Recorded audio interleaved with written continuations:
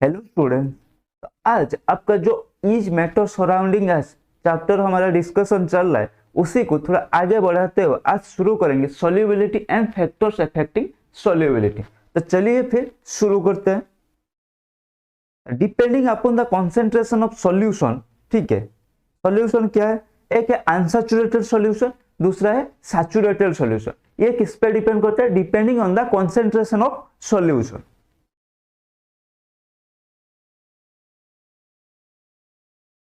A solution in which more quantity of solute can be dissolved without raising the temperature is called unsaturated solution। अच्छा, तो temperature को बढ़ाए बिना मोर number of solute अगर किसी solution में हम डिजोल्व कर सकते उसको बोलेंगे अनसैचुरेटेड सॉल्यूशन। जैसे देखो, ये है अनसैचुरेटेड सॉल्यूशन क्योंकि इसमें और भी हम सॉल्ट डाल सकते हैं, ठीक है।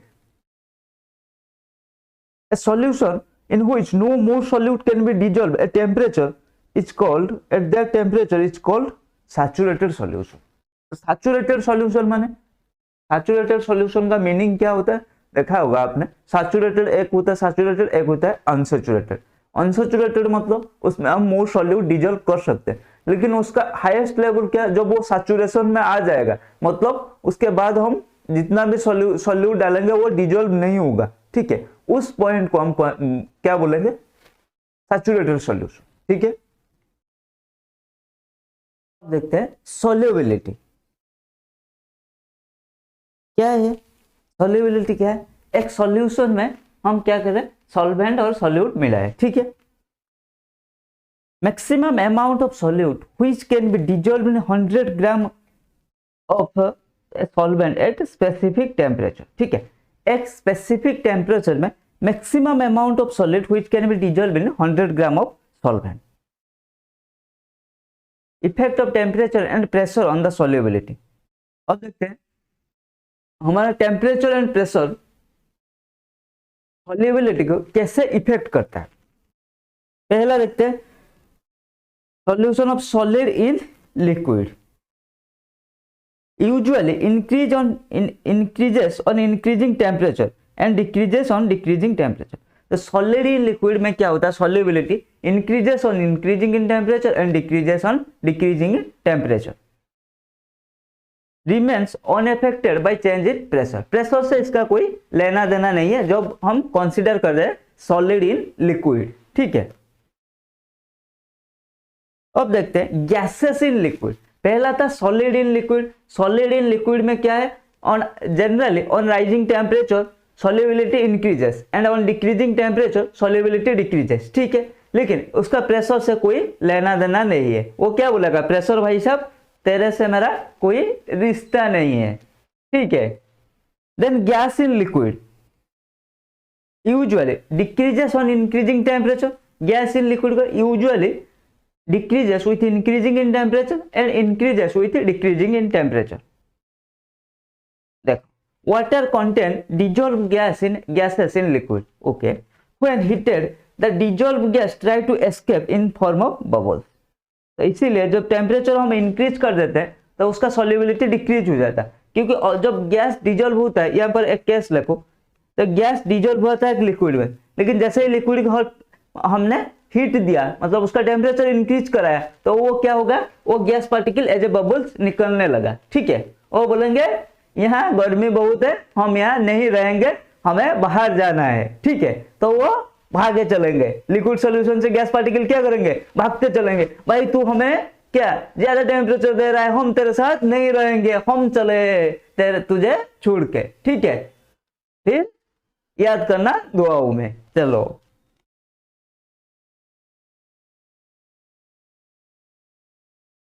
increases on increasing pressure and decreases on decreasing in pressure। यहाँ पे प्रेशर भाई साहब का रूल है, ठीक है। सॉलिड इन लिक्विड में प्रेशर भाई साहब का कोई रूल नहीं था, लेकिन यहाँ पे प्रेशर भाई साहब आएंगे, बोलेंगे मुझे कैसे भूल गए आप, मैं भी तो यहाँ इफेक्ट करता हूँ। जब मुझे आप इंक्रीज कराओगे तो सॉल्युबिलिटी इंक्रीज होगा, जब मुझे डिक्रीज कराओगे तो सॉल्युबिलिटी डिक्रीज होगा। फॉर एग्जाम्पल देखो, यहाँ जो aerated drinks contain carbon dioxide gas dissolve in water under pressure. When bottle is opened, pressure falls and gas escape producing a fizz.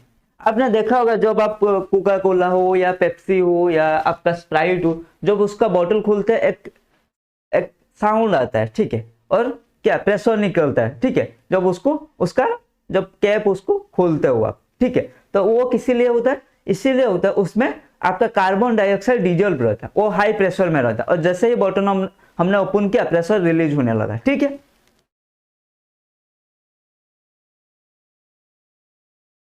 आगे चलते हैं, that effect of heating and cooling on saturated solution. अब heating cooling का क्या rule है saturated solution में, वो भी थोड़ा चर्चा कर लेते हैं। देखो, if A saturated solution at a particular temperature, if a saturated solution at a particular temperature is heated to higher temperature, then it becomes unsaturated. क्या क्या, अगर एक saturated solution at a particular temperature हम heat करेंगे, इनका कहने का मतलब, मान लो एक सॉल्यूशन है, ठीक है, एक सॉल्यूशन उसका नाम है ए, ठीक है, सॉल्यूशन है, इसका ये सैचुरेशन में पहुंच जाता है मान लो एट टेम्परेचर 25 डिग्री सेल्सियस, मतलब 25 डिग्री सेल्सियस में सॉल्यूशन ए सैचुरेटेड सॉल्यूशन है। लेकिन अगर यही 25 टेम्परेचर को मैंने 55 डिग्री सेल्सियस कर दिया, तो फिर जो सॉल्यूशन ए सैचुरेटेड सॉल्यूशन था, सैचुरेटेड सॉल्यूशन का मतलब क्या था, उसमें और सॉल्यूट हम डिजोल्व नहीं कर पाते, ठीक है, डिजोल्व नहीं होगा। लेकिन जब वही टेम्परेचर 25 को मैंने 55 तक बढ़ा दिया, मान लो 30 डिग्री मैंने बढ़ा दिया, तो अब क्या होगा, अब जो सॉल्यूशन सैचुरेटेड था वो अनसैचुरेटेड हो जाएगा, क्योंकि अब उसमें सॉल्यूट डिजोल्व हो जाएगा, ठीक है। लेकिन टेम्परेचर जब 25 था, एक 25 डिग्री सेल्सियस में वो सैचुरेटेड था, लेकिन जैसे टेम्परेचर बढ़ा है वो अनसैचुरेटेड हो गया। तो टेम्परेचर क्या करता है भाई साहब, टेम्परेचर भाई साहब ने सैचुरेटेड को अनसैचुरेटेड भी बना सकते हैं। उनमें वो दमखम है जो सैचुरेटेड को बोलेंगे भाई तू सैचुरेटेड है ना, तेरे में बहुत एटीट्यूड है, तू सैचुरेटेड बोल रहा, रुक अभी मैं बढ़ जाता हूं, तो अपने आप ही सैचुरेटेड से अनसैचुरेटेड बन जाएगा, ठीक है। तो solubility of solute increases on heating and more of solute can be dissolve, है ना, ऑलरेडी ये बता चुका हूं। If saturated solution at a particular temperature, रुको थोड़ा ये इरेज कर लेते हैं। If saturated solution at a particular temperature is cooler to a lower temperature, then some of its dissolved solute will separate out in the form of solid crystal. Similarly, जब saturated solution को हम क्या temperature थोड़ा कम कर लेंगे तो कुछ solute particle वो सेपरेट आउट हो जाएगा, ठीक है, क्योंकि उसका जो सैचुरेशन का लिमिट था वो भी डिक्रीज हो जाएगा ऑन डिक्रीजिंग टेम्परेचर, ठीक है। तो यही था हमारा कूलिंग और हीटिंग का इफेक्ट ऑन सैचुरेटेड सॉल्यूशन, ठीक है। तो इससे आप क्या सीखा, सैचुरेटेड सॉल्यूशन टेम्परेचर से हमेशा डरता रहता है, भाई मैं तो सैचुरेटेड हूँ लेकिन अगर टेम्परेचर बढ़ गया फिर मेरा तो कोई एग्जिस्टेंस नहीं है, मुझे अनसैचुरेटेड होना पड़ेगा, ठीक है। The property is called precipitation, और ये जो सॉलिड फॉर्म में होता है इसको हम प्रेसिपिटेशन बोलते हैं। The solubility of solute in the solution decreases on the cooling, ठीक है, समझ गए ये।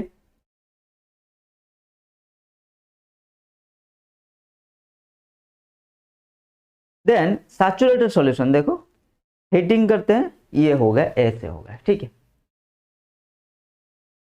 ये अनसैचुरेटेड सॉल्यूशन है। पहले सैचुरेटेड सॉल्यूशन था, देखो इसमें और इसका कैपेसिटी नहीं था, और सॉल्यूट डिजोल्व करने के लिए उसका कैपेसिटी नहीं था, लेकिन जैसे ही हीट किया देखो क्या होगा, अब ये अनसैचुरेटेड सॉल्यूशन बन गया, इसमें वो काबिलियत है जो और भी सॉल्यूट को डिजोल्व कर सकता है अपने अंदर, ठीक है। देन सैचुरेटेड सॉल्यूशन कूलिंग कर देंगे तो क्या हो जाएगा, देखो ये था सैचुरेटेड सॉल्यूशन, जब कूलिंग कर दिया कुछ क्रिस्टल क्या होगा, कुछ हमारा सॉलिड सेपरेट आउट हो गया, जिसको हम प्रेसिपिटेट बोलते हैं। देखो ये था हमारा solubility and factors affecting solubility. और कुछ न्यूमेरिकल भाई साहब को डिस्कशन कर लेते हैं एंड उसके बाद हम सस्पेंशन की तरफ मूव करेंगे।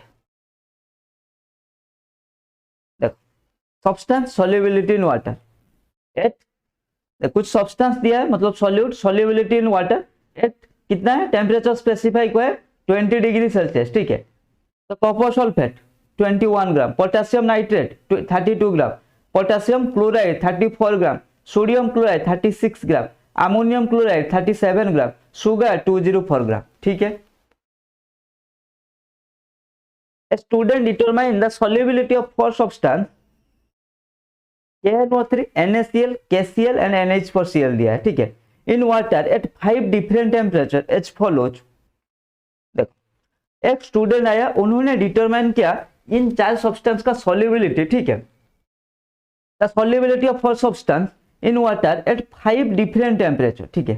5 डिफरेंट टेम्परेचर में इनका सॉल्युबिलिटी उन्होंने डिफाइन किया। देखो पोटेशियम नाइट्रेट KNO थे 10 डिग्री में 21 ग्राम, 20 डिग्री सेल्सियस में 32, 40 डिग्री सेल्सियस में 62, 60 डिग्री सेल्सियस में 106, 80 डिग्री में 167, ऐसे ही इन्होंने डिफाइन किया। ठीक है। वो देख लो, देख लिया।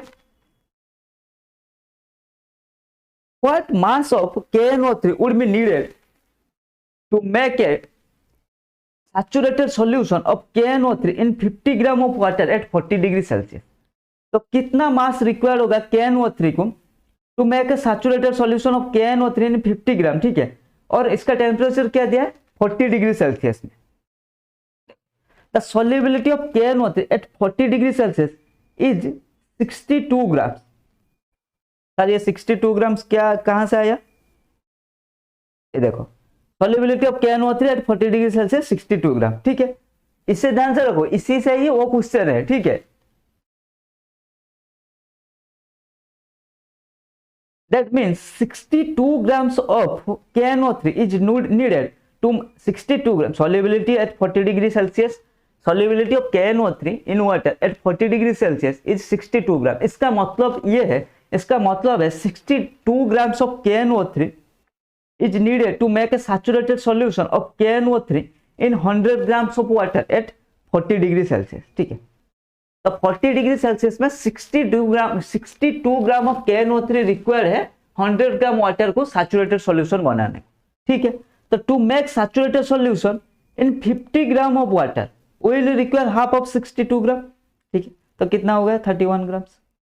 समझ में आ गया? क्योंकि स्टूडेंट ने पहले यहां पर देखो, यहां पर रिजल्ट इन्होंने दे दिया, तो इन्होंने बोला 40 डिग्री सेल्सियस में इसका 62 ग्राम है सॉल्युबिलिटी। तो इसका मतलब है 62 gram KNO3 required to make 100 gram of water at 40 degree Celsius. Question में पूछा कितना KNO3 रिक्वायर्ड होगा 50 ग्राम वाटर के लिए, वही टेम्परेचर 40 डिग्री सेल्सियस। तो हमारा ये हाफ हो गया 100 से 50, तो इसको भी हाफ कर दो 62 से 31। ठीक है। समझ में आ गया? चलो आगे बढ़ते हैं।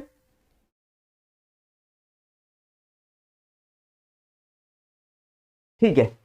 तो आज की क्लास में बस इतना ही। मिलते हैं अगले क्लास में सस्पेंशन के साथ।